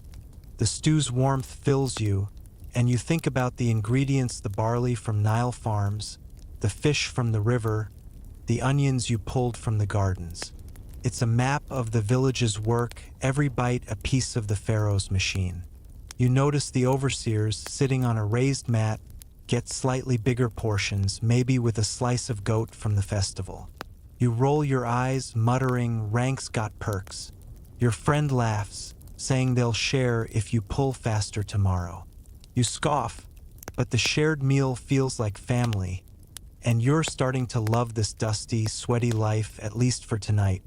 Let's talk about the historical debate. Scholars still argue over how much dinner differed from lunch for pyramid workers and whether it was a larger or more social meal. Some point to communal cooking areas and food scraps at Giza to suggest dinners were bigger, with stews or shared dishes fostering community. Others argue meals were similar, with lunch as the main refuel and dinner lighter, citing uniform food remains across the day. Historians love to debate this, analyzing pot sizes and bone traces for clues. You're too busy scooping stew to care about the menu split, but you're hoping dinner stays this hearty, because it's saving you from the ramp's memory. The evening deepens, torches burning low as workers drift to their houses, their bowls empty and their faces soft with contentment. You finish your stew, sopping up the last with your bread, the garlic's tang lingering. The cook collects the bowls, her hands steady despite the long day, and you thank her with a nod, feeling like you've joined a secret club of stew eaters. You think about the Nile, the gardens, the hands that made this meal.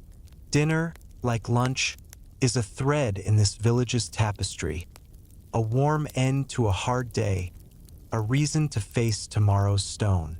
You head to your mat, muttering, "Stew makes the night worth it." Sleep waits, and you're ready, dreams of barley and laughter simmering in the dark. You're wandering through the workers' village at Giza, the early evening air cooling as the sun dips behind the pyramids, casting long shadows over the mud brick houses. It's around 2600 BCE, and your day of hauling limestone sledges and savoring a hearty dinner of barley stew, flatbread, and dates has left you tired but curious. The village is settling into night, torches flickering in doorways, but you're drawn to a cluster of low, domed structures near the bakery, their clay walls glowing faintly. The faint smell of grain and dried fish drifts from them, and you realize these are storage sheds, the village's lifeline for keeping food ready for lean days. You're clutching a leftover crust of flatbread, muttering, if they've got more dates in there, and moving in. The mystery of how Egyptians keep their food from spoiling in this desert heat is pulling you closer. The storage area is quiet, guarded by a wiry man with a copper knife tucked into his kilt, his eyes sharp as he watches you approach. You nod, trying to look like you belong, and he relaxes, gesturing you toward a shed. "Checking the stores?"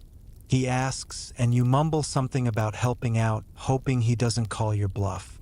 Inside, the air is dry and musty, heavy with the scent of grain and herbs. Sacks of barley and emmer wheat line the walls, stacked high, while clay jars sealed with mud-hole dried fish, lentils, and onions. You're impressed, thinking of your modern fridge, and mutter, "This is like an Egyptian pantry on steroids." The shed's a fortress of food, and you're ready to learn its secrets. Let's set the scene with some history. Food storage was critical in ancient Egypt, especially for pyramid workers in Giza's village, where thousands needed feeding year-round. This is the mainstream history bit. Archaeological evidence shows granaries, storage jars, and drying racks in the village, designed to preserve grain, fish, vegetables, and fruits. The state managed these stores, using techniques like sun-drying, salting, and sealing to prevent spoilage in the desert climate. Grain was kept in mud brick silos, fish and meat dried or salted, and vegetables like onions stored in cool, dry spaces. These methods ensured a steady supply, even during lean seasons, supporting the pharaoh's massive workforce. You're peeking into that system now, and it's more clever than you expected. You step deeper into the shed, your sandals scuffing the packed earth floor. The guard, whose name you catch as Senate, follows, pointing to a row of grain sacks. "Barley for bread," he says, patting one. "It's weave tight to keep out mice." You run your fingers over a sack, feeling the grains shift, and ask how they last. Senate explains they're stored high, away from damp, with herbs like coriander sprinkled to deter bugs. You're impressed, sniffing the faint, spicy scent, and mutter, "Vikings hung bread, Egyptian spice grains, same vibe." You try lifting a sack, but it's heavier than you expect, and you nearly topple over. "Smooth," you whisper, as Senate chuckles, steadying you with a calloused hand. Next, you spot the clay jars, their lids sealed with hardened mud, some marked with scratched symbols. Senate pries one open, revealing dried catfish, their scales dull but intact, packed in salt. The smell is intense, like the Nile on a bad day, and you wince, muttering, "Fish jerky's not my jam." He says they last months, perfect for when fresh catches are slim. You think about your lunch's grilled perch and yesterday's goat, realizing dried fish is the backup plan. Another jar holds onions, their papery skins rustling, still crisp despite weeks in storage. You're fascinated, picturing the gardens you worked in, and mutter, "These guys could teach my fridge a thing or two." Hey, race, a quirky fact for you. Ancient Egyptians sometimes stored fruits like dates and honey, turning them into a sticky, preserved treat that could last years. Senate points to a small jar, its golden contents glowing faintly, and says it's honeyed dates, saved for overseers or festival gifts. You're dying to taste one, but his stern look stops you cold. "Honey candy? Egyptians were next level," you whisper, licking your lips. The idea of turning fruit into a desert-proof dessert is genius, and you make a mental note to barter for a date tomorrow, even if it costs you a fish. You move to a granary, a taller structure with a domed roof, its walls thick to keep out heat. Inside, barley piles reach your waist, stored loose to avoid mold. Senate shows you a wooden scoop used to measure rations for the bakery and lets you try it. You scoop a handful, grains slipping through your fingers, and mutter, "I'd make a terrible quartermaster." He laughs, saying the granary's checked daily, with scribes tallying every scoop to feed the village. You're awed by the organization grain from Nile farms, stored here, baked into your lunch's flatbread. It's a supply chain that keeps the pyramids rising, and you're starting to respect the planning behind every loaf. Outside, you see drying racks under a canopy, loaded with fish and leeks, their surfaces glinting with salt. A woman tends them, brushing away flies, her hands quick and sure. You ask how they dry without rotting, and she says the desert's heat does the work, with salt pulling out moisture. You're impressed, thinking of modern dehydrators, and mutter, "The sun's their kitchen appliance." You think about the brewery, the gardens, the fishermen. Now these sheds all part of a web that feeds you through floods and droughts. Storage, you're learning, is the village's heartbeat, a quiet promise that tomorrow's lunch will come, no matter what. Let's talk about the historical debate. Scholars still argue over how effective ancient Egyptian food storage was and whether it could prevent shortages during poor harvests. Some point to granary remains and sealed jars at Giza to argue the system was robust, with enough surplus to feed thousands year-round. Others suggest spoilage or pests were a constant threat, citing grain weevil traces in storage pits, meaning workers might face lean days. Historians love to debate this, analyzing silo designs and food residues for clues. You're too busy sniffing dried fish to care about the bugs, but you're grateful for the sacks keeping your lunch on the table. Night is falling, the village softening under torchlight as workers head to their mats. You thank Senate, slipping him a crust of your flatbread as a bribe for letting you snoop. He grins, tucking it into his pouch, and you head back to your house, the shed's musty scent lingering. You think about the grain, the fish, the honey dates, all locked away for another day.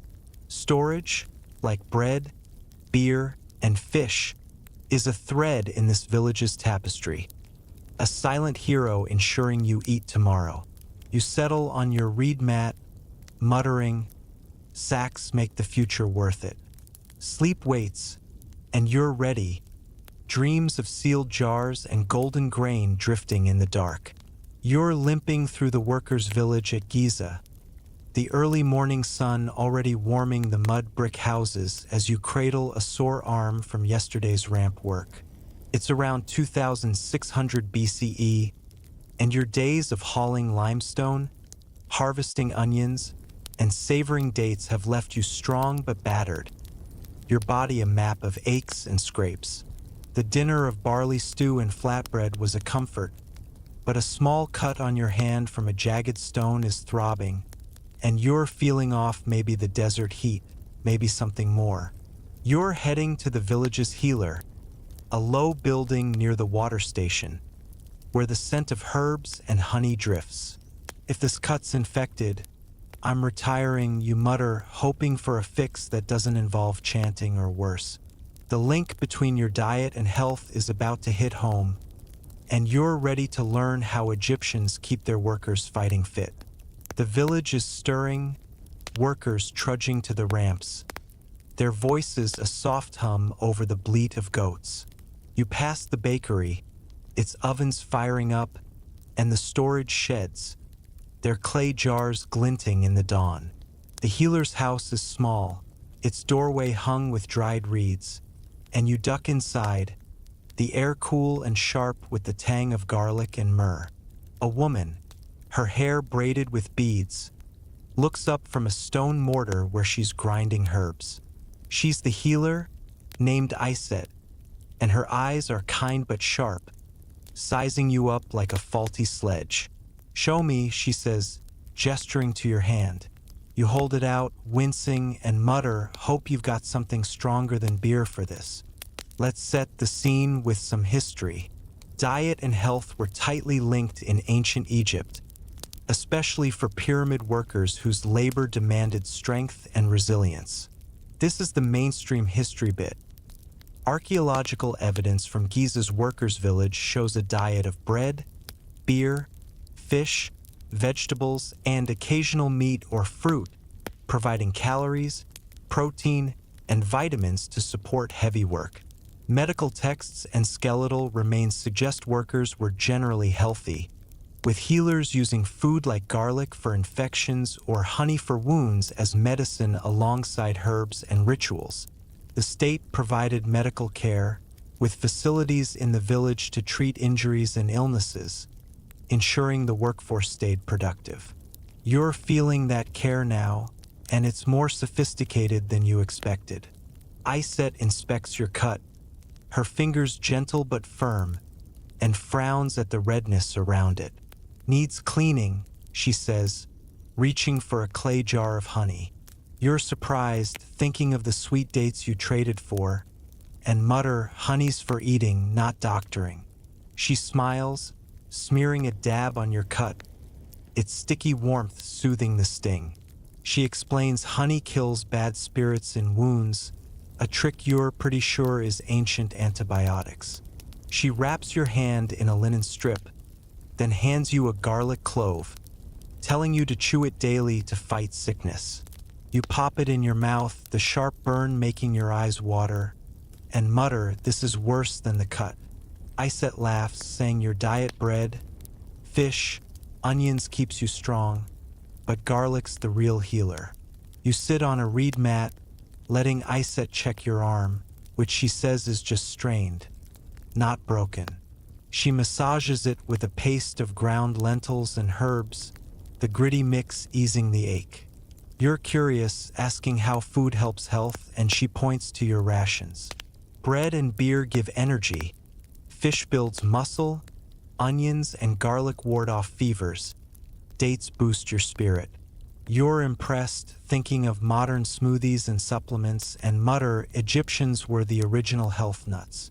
Iset doesn't get the joke, but she nods, saying the pharaoh feeds you well to keep you working, with healers like her fixing the rest. You're starting to see your lunch as more than food, it's medicine, keeping you hauling stone. Here's a quirky fact for you. Ancient Egyptians sometimes used beer as a medical rinse, pouring it on wounds to clean them, believing its fermentation fought infection. Iset mentions this as she cleans a worker's scraped knee nearby, using a diluted beer mix from a jug. You're stunned, picturing your lunch jug as a first aid kit, and mutter, beer's doing double duty now? The idea of Egyptians using their brew like antiseptic is wild, and you make a mental note to sip yours carefully, just in case it's moonlighting as medicine.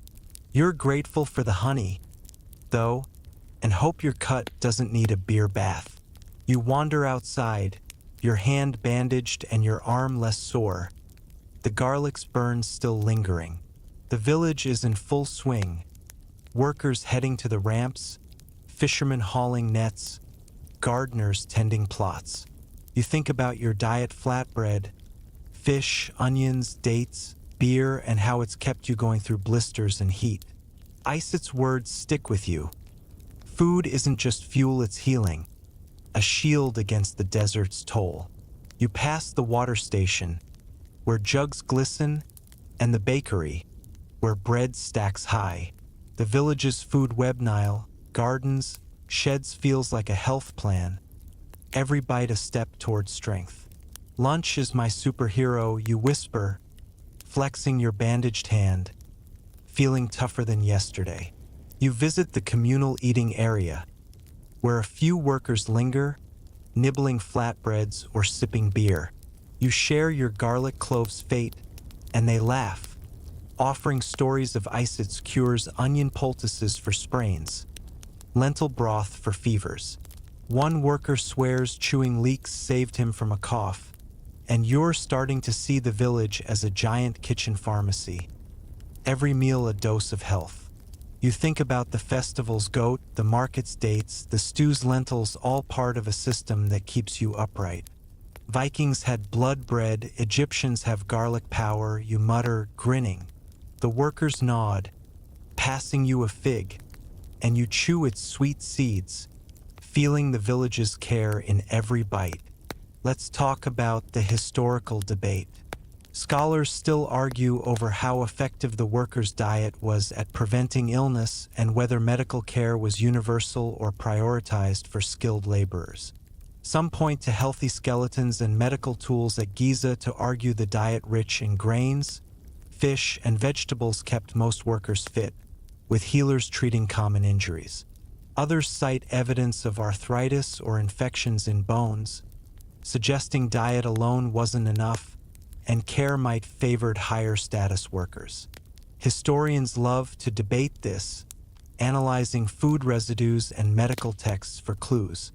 You're too busy chewing your fig to care about the stats, but you're grateful for Iset's honey, because your hand's already feeling better. The morning shifts to noon, the foreman's voice calling workers back to the ramps. You thank your friends, tucking the fig stem into your pouch as a lucky charm, and head to your crew, the healer's house fading behind you. You think about the bread, the fish, the garlic, the honey, all woven into your health, your strength, your survival. Diet, you're learning, is the village's medicine, a quiet force keeping you hauling stone for the pharaoh's dream. You grab your rope, muttering, garlic makes the pain worth it. The ramps wait, but so does lunch, and you're ready for both.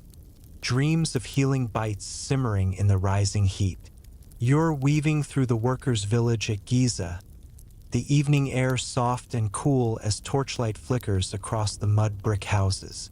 It's around 2600 BCE, and your day of hauling limestone sledges, visiting the healer for your cut, and marveling at food storage sheds has left you weary but warm with curiosity. The dinner of barley stew, flatbread, and a shared fig was a comfort, but tonight feels special. A communal meal is happening under a wide palm canopy, drawing the village together like a big family reunion. The smell of roasting fish and fresh bread drifts through the air, mingling with laughter and the hum of voices. You're clutching a clay jug of beer, muttering, if this is a potluck, I'm stealing extra fish. The promise of shared food and stories is pulling you in, and you're ready to feel the village's heartbeat. The communal area is alive, a sea of workers sprawled on reed mats, their kilts dusty but their faces bright with the day's end. Torches burn high, casting a golden glow over clay bowls, bread baskets, and jugs passed hand to hand. You spot your stonecutter friend from the ramps, waving you to a mat where a group is already digging into a spread of flatbreads, grilled perch, onion slices, and a steaming pot of lentil stew. Get in before it's gone, he says, tossing you a bread round. You catch it, grinning, and mutter, this is why I didn't desert to Thebes. You settle cross-legged, the mat prickly under your thighs, and dive into the feast, ready to soak up the village's spirit. Let's set the scene with some history. Communal dining was a cornerstone of social life in ancient Egyptian workers' villages, especially at Giza, where thousands labored on the pyramids. This is the mainstream history bit. Archaeological evidence, like large cooking areas and shared food scraps, suggests workers often ate together, particularly during festivals or after major work milestones. Meals of bread, beer, fish, vegetables, and rare meat were prepared in communal kitchens, fostering bonds among laborers from different regions. These gatherings reinforced community, eased the strain of labor, and strengthened loyalty to the Pharaoh's project. You're part of that harmony now, and it's turning strangers into kin. You tear off a piece of flatbread, its emmer wheat crust warm and chewy, and scoop up a dollop of lentil stew, rich with onions and a hint of garlic. The flavors burst earthy, spicy, comforting, and you groan, muttering, this beats ramp dust any day. You flake a bit of perch, its smoky crispness pairing perfectly with a slice of onion, and wash it down with a swig of beer, sour and fizzy. The meal's familiar, like your lunch or dinner, but the shared mat makes it different, every bite a thread in the village's weave. You pass the jug to a young worker beside you, his hands scarred from chiseling, and he offers a date in return, its sticky sweetness a bright note. Teamwork tastes amazing, you whisper, savoring the exchange. The group is lively, voices overlapping as workers trade stories. Your stonecutter friend recounts a sledge tipping on the ramps, saved by a quick-thinking crew, his hands miming the chaos. You laugh, nearly spilling your stew, and mutter, sounds like my first day. A woman across the mat shares a tale of fishing with her brothers, pulling a catfish bigger than her arm, and you chime in about your net-hauling adventure, earning nods and grins. The stories flow like the beer, weaving a tapestry of shared struggles and triumphs.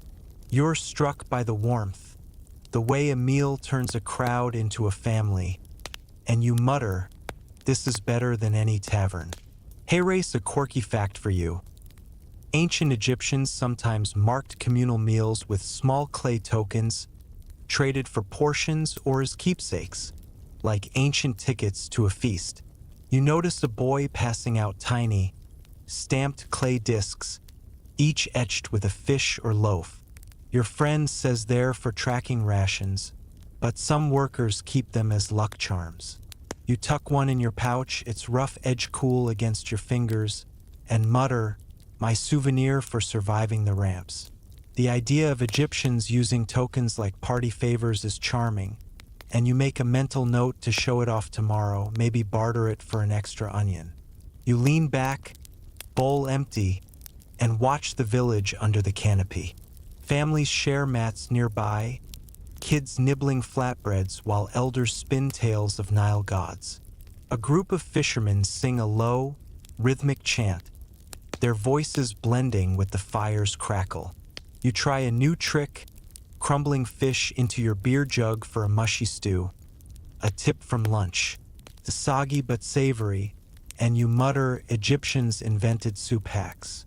The cook, a wiry woman with a copper knife, keeps the fires going, grilling more fish and stirring stew for stragglers.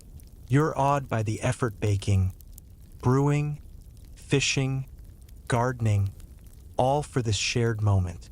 Communal meals, you're learning, are the village's soul, a pause where labor becomes love.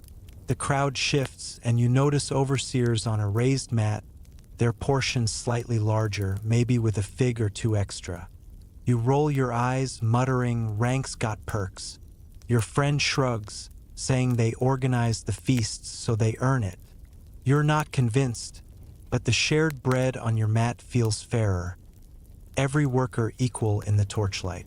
You think about the bakery, the Nile, the storage sheds all feeding this canopy, this community. The meal's a mirror of the village's work. Every bite a nod to the hands that grew, caught, or baked it. We're all in this stew together, you whisper, passing a date to the young worker, his shy smile worth more than honey. Let's talk about the historical debate. Scholars still argue over how often communal meals happened in the workers' village and whether they were daily or tied to special events. Some point to large cooking pits, and shared food remains at Giza to suggest regular gatherings, especially after big workdays or festivals. Others argue they were less frequent, with most meals eaten in households, citing smaller cooking hearths in homes. Historians love to debate this, analyzing pot sizes and food distribution for clues. You're too busy chewing to care about the calendar, but you're hoping for more nights like this, because the laughter's as filling as the stew. Night deepens, the torches burning low as workers drift to their houses, their mats folding under sleepy arms. You finish your bread, licking onion juice from your fingers, and thank the cook with a nod, feeling like you've joined a secret club of feast-goers. The canopy empties, the village softening under starlight, the Nile's murmur a gentle lullaby. You think about the fish, the bread, the stories all woven into this meal, this community. Communal dining, like your lunch, is a thread in the village's tapestry, a warm knot tying you to this dusty, hopeful place. You head to your mat, muttering, "Shared bread makes the night worth it." Sleep waits, and you're ready, dreams of laughter and loaves simmering in the dark. You're standing at the edge of the workers' village at Giza, the early morning mist curling off the Nile as the first rays of sunlight touch the pyramid's limestone peaks. It's around 2600 BCE, and your days of hauling sledges, trading dates, and sharing communal stews have woven you into this dusty, vibrant community. Today feels different, though a quiet reverence hums through the village, and you're drawn to a small shrine near the ramps, where priests and workers gather for a ritual to honor Khufu, the pharaoh whose pyramid you're building. The air carries the scent of burning myrrh and fresh bread, and you clutch a flatbread from breakfast, muttering, if this involves chanting, I'm out. The role of food in these sacred moments is pulling you in, and you're ready to see how your lunch becomes a gift to the gods. The shrine is simple, a mud brick platform topped with a stone altar, flanked by reed torches still smoldering from last night. Workers kneel in a loose circle, their kilts bright against the sand, while priests in white linen robes move with slow precision, their shaved heads gleaming. You slip into the crowd, your sandals sinking into the cool earth, and spot your stonecutter friend, his face unusually solemn. He whispers that today's offering is for Happy, the Nile god, to ensure the river's flood brings good harvests. You nod, thinking of your fish and onions, and mutter, "Happy's why I'm not starving, so I'm in." The priests raise clay bowls, and you lean closer, curious about the food tying this village to the divine. Let's set the scene with some history. Food played a central role in ancient Egyptian religious rituals, especially in communities like Giza's workers' village, where the pharaoh's divine project demanded divine favor. This is the mainstream history bit. Archaeological evidence, like offering tables and food remains at Giza shrines, shows that bread, beer, fish, vegetables, and occasionally meat were offered to gods like Happy, Ra, or Osiris. These offerings, prepared by priests or workers, were believed to nourish deities, ensuring blessings for crops, health, or the pharaoh's afterlife. After rituals, the food was often shared with the community, linking sacred and social life. You're witnessing that link now, and it's more profound than you expected. A priest, his robe embroidered with lotus motifs, places a round loaf of emmer wheat bread on the altar, its crust scored with a sun-like pattern. Beside it, he sets a jug of beer, its clay surface beaded with condensation, and a small basket of grilled Nile perch, their scales glinting. You recognize the bread from the bakery, the beer from the brewery, the fish from your net hauling day, and you're struck by their transformation. Your lunch is now a god's meal. The priest chants, his voice low and rhythmic, invoking Happy's flood to feed the land. You try to follow, but your Egyptian is shaky, and you mutter, "Hope I'm not cursing the Nile by accident." Your friend stifles a grin, nudging you to kneel, and you do, feeling the ritual's weight. The priest sprinkles onion slices and a few dates over the altar, their sweetness mingling with the myrrh's smoky tang. You're fascinated, thinking of the gardens and market, and ask your friend why food's used. He whispers that gods need sustenance, just like people, and offerings keep them happy, ensuring the Nile flows and the pharaoh's pyramid rises. You're not sure about divine appetites, but the bread's familiar crust makes the idea feel real, like sharing a meal with a cosmic neighbor. You mutter, "Happy's got good taste in lunch." The priest's chant grows louder, and you bow your head, caught in the moment, the village's faith a quiet pulse around you. Hey Race, a quirky fact for you. Ancient Egyptians sometimes shaped offering breads into symbols, like ankhs or lotuses, to carry specific prayers, believing the form pleased the gods. You notice a small loaf on the altar molded like a fish, and your friend says it's for Happy, a nod to the Nile's bounty. You're charmed, imagining a baker sculpting dough like a sacred artist, and mutter, "Fish-shaped bread? That's next-level devotion." The idea of Egyptians turning their lunch into divine art is delightful, and you make a mental note to check the bakery for ankh loaves, maybe sneak one for luck. The ritual shifts, the priest pouring beer over the altar, its foam hissing on the stone. He breaks the bread, scattering crumbs for the gods, and places a fish in a clay bowl, offering it to Happy Spirit. You're awed by the care, every gesture precise, like the ramps you build. The priest announces the offerings are accepted, and the crowd murmurs thanks, their faces soft with hope. The remaining food bread, fish, onions is passed to the workers, a sacred meal shared with the divine. You take a piece of bread, its crust warm, and a sliver of fish, their flavors now heavy with meaning.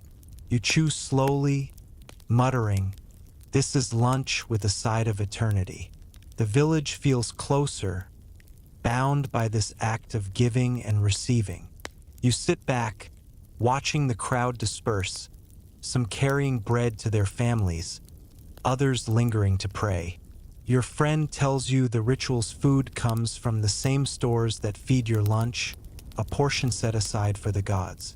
You think about the granaries, the drying racks, the orchards all feeding this shrine, this community, this pyramid. Food, you're learning, isn't just sustenance, it's a bridge to the divine, a shared act that ties the village to the Nile, the pharaoh, the gods. You mutter, "Bread's doing more work than I am." Your friend laughs, offering you a date from his pouch, and you accept, its sweetness a small blessing in the morning light. Let's talk about the historical debate. Scholars still argue over how much food was dedicated to rituals in workers' villages and whether it strained the community's resources. Some point to offering tables, and food remains at Giza to suggest rituals were frequent, with significant portions of bread, beer, and fish diverted to shrines later shared. Others argue they were occasional, tied to festivals or major work phases, citing limited altar finds compared to household scraps. Historians love to debate this, analyzing shrine layouts and food traces for clues.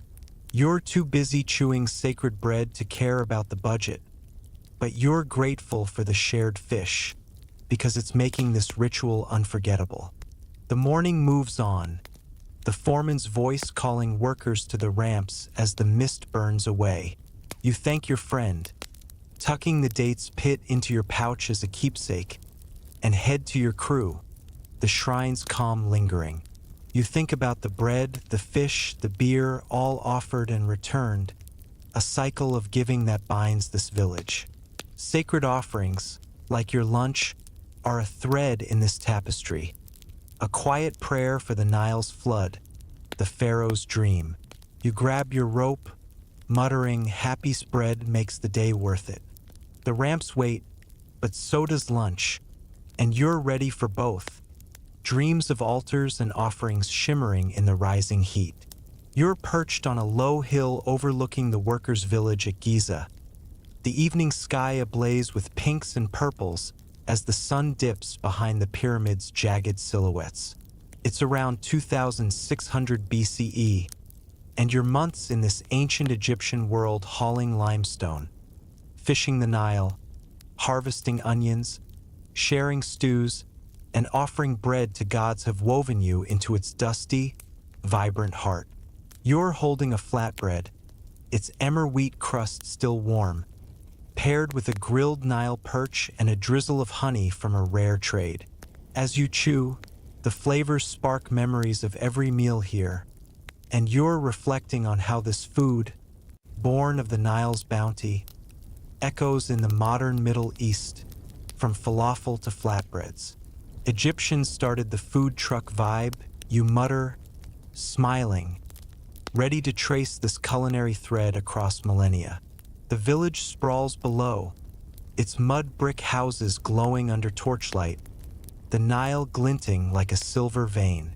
You think about the meals that fueled you, crusty flatbreads from the bakery, sour beer from clay jugs, smoky fish from the river, onions and garlic from the gardens, dates traded in the market, rare goat for festivals.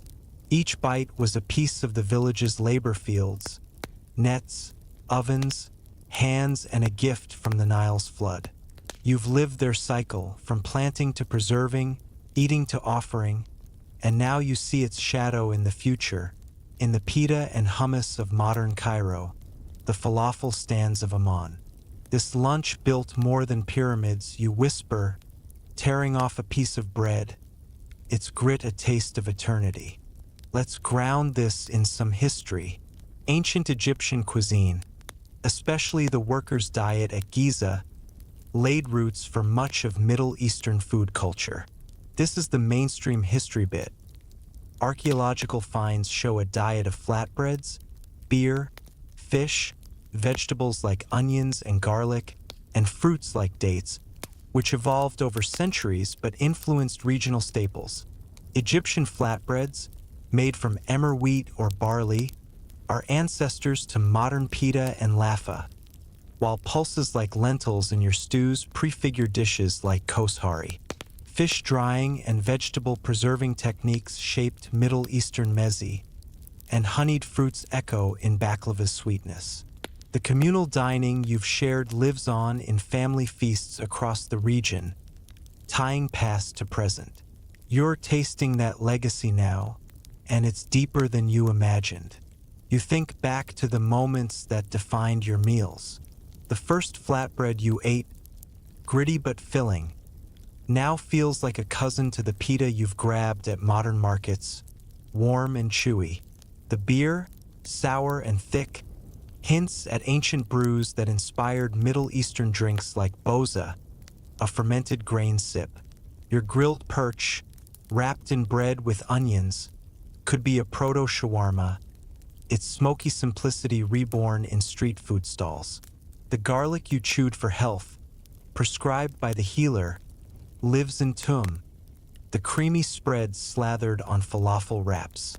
Even the dates, sticky and sweet, feel like the soul of halva, their caramel depth a thread through time. In eating history, you mutter, chuckling, as you flake your fish, its char mingling with honey's glow. You shift on the hill, the village's hum, rising children laughing, workers trading tales, cooks stirring pots. You think about the bakery's ovens, the brewery's vats, the fishermen's nets, the gardener's plots, the storage shed's jars, all feeding you, all shaping a cuisine that outlasts the pyramids. You know modern Middle Eastern food carries these flavors, blended with Greek, Persian, Ottoman spices, yet rooted in Egypt's grain and river.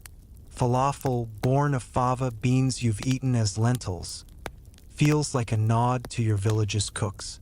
Hummus, smoothed with tahini, echoes your garlic pastes. You imagine a Cairo street, its vendors grilling fish, baking bread, and you mutter, the Nile's still cooking. Hey Race, a quirky fact for you. Ancient Egyptians sometimes baked bread with Nile silt mixed into the dough, believing it added the river's life force, a practice that might flavored early flatbreads with a mineral tang. You overheard a baker joking about Nile loaves for priests, and you're glad your flatbread's silt-free, but you love the idea. You picture modern pita, pure and fluffy, and wonder if a trace of that river spirit lingers in its chew. Silt bread? Egyptians were wild, you whisper, brushing crumbs from your kilt.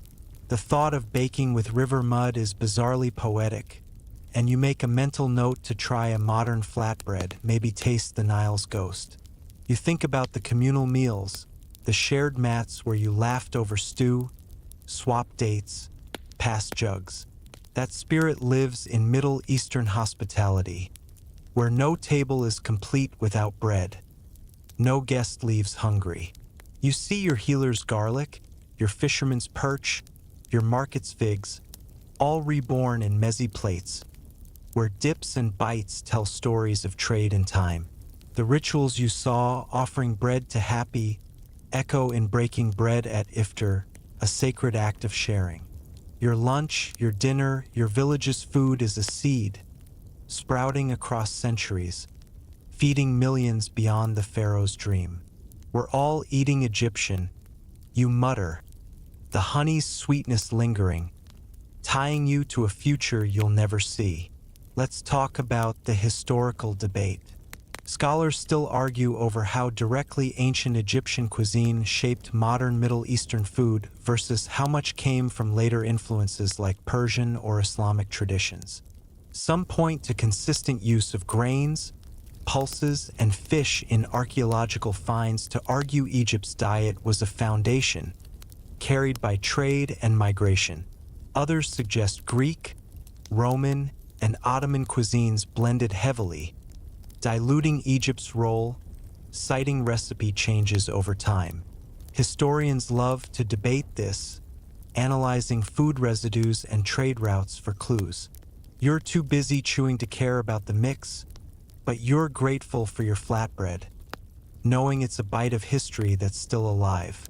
The stars emerge, the village softening below, its torches like fireflies in the dusk. You finish your meal, brushing fish bones from your mat, and think about the Nile, the hands, the ovens that fed you. You've tasted their labor, their faith, their genius for turning sand and water into sustenance. You see your baker's hands, your fisherman's nets, your healer's garlic, all living in every falafel, every pita, every shared plate. You're full, not just of food but of connection, a sense that you've touched a culinary river flowing from pharaohs to falafel. You lie back, the Nile's murmur lulling you, ready for one last dream of bread and gods. And so, you rest on that hill, the Nile's gentle ripples whispering a lullaby as the stars blanket the sky.